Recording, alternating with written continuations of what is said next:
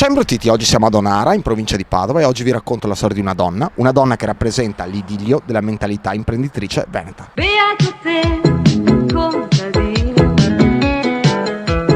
beato te, sei forte perché sei più ricco di un re. Lei è Angela Mazzucato, ha 32 anni, ha sempre sognato di fare l'imprenditrice, ci è riuscita in un modo particolare. Fa la contadina. La sua passione è diventato il suo lavoro, ha iniziato a pochi mesi il suo sogno, vediamo. Faccio la contadina, preparo la terra, pianto, zappo, cavo erba. Siamo abituati a vedere la classica zucchina verde, il classico cavolfiore bianco e il classico cavolfiore verde. Quando ci si trova davanti un cavolfiore rosa, una costa rossa piuttosto che fucsia, piuttosto che arancione o gialla, e lì nasce la mia passione, spiegare, di condividere il sapore, la ricetta, l'utilizzo. Che succede con le coste soprattutto? Le persone pensano che vengono colorate al momento del lavaggio oppure in campo. Alla fine della produzione, quando vado a raccoglierla, la mangio, sento il sapore che ha, riesco a raccontare, a incuriosire le persone di assaggiare questa nuova verdura. Un mese questo, l'altro mese l'altra cosa. Oggi trova magari, che ne so, l'insalata gentile, domani trova l'insalata canasta. Questo è il cavolo rappa. Sì, il cavolo rappa è ricca di molte vitamine, soprattutto quelle del gruppo B. Questo è il cavolo cappuccio a cuore, ma lilla. Contiene tantissimi antociani, bioflavonoidi, che sono tutte le sostanze che gli danno il colore viola, quelle che aiutano l'apparato circolatorio, le arterie, le vene.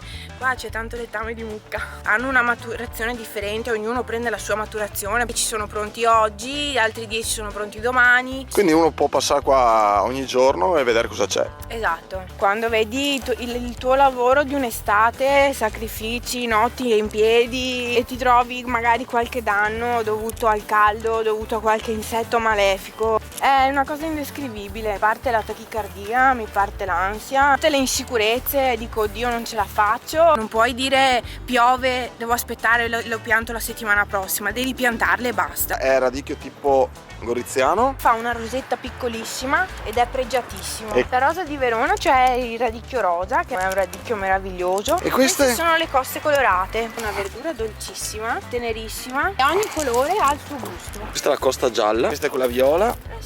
C'è una cosa che non mi piace e faccio fatica a venderla. La bontà della verdura è proprio nella freschezza. Sono verdure che magari hanno anche una settimana di vita e cambiano completamente gusto. L'insalata coltivata in campo aperto è ricca di sodio, potassio, e non fa gonfiare l'addome, stimola a fare tanta pipì. Andiamo a portare qua del Piero.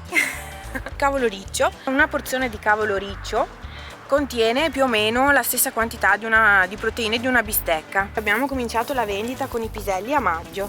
Sei proprio freschissima. Sì, siamo in due. Hai fatto lo stivale adattato più femminile, diciamo. Certo, cavolo nero, sì. Anche questi si raccolte oggi. È il pan di zucchero, è una verdura che si coltivava una volta. Uno va al supermercato, prende quello che gli serve e parte e va via. E invece qui ho la possibilità di potergli spiegare: queste sono le patate rosse e queste sono le patate bianche, sono le zucche violino, radicchio precoce, radicchio Verona, abbiamo il radicchio tipo chioggiotto, abbiamo i cappucci, l'insalata romana. Questa era la mia macchina, abbiamo venduto la mia macchina per comprare la trapiantatrice. Perché hai deciso di fare questa cosa qua? Ho provato a fare altri lavori, però non ce la faccio, ho bisogno di zappare. Quando il titolare dei campi ci ha dato la terra per lavorarla, io sono rinata, ho perso tutte le mie insicurezze, ho perso tutti i miei dispiaceri, sono ripartita, mi è ritornata la mia grinta. La terra ti risponde, la terra ti dà delle risposte, ti aiuta a ragionare. Torni a casa che sei ricco. Per me 3-4 ore in mezzo ai campi, io torno a casa, sono la persona più rilassata del mondo e di conseguenza non riesco a farne a meno. Quando cresci capisci che nella vita non è importante lo smalto, non è importante come ti vesti, non è importante avere i capelli con la messa in piega. L'importante è fare soprattutto ciò che ti piace e non che pensi che possa piacere agli altri. Sono convinta che un giorno arriverò ad essere una persona serena e tranquilla e non i pensieri che ho adesso, capito? Ho creduto di non valere niente, di essere una buona a nulla, soprattutto di essere una fallita, però no, ce l'ho fatta, ce la sto facendo, ce la stiamo facendo. Adesso sento che sono dove devo stare.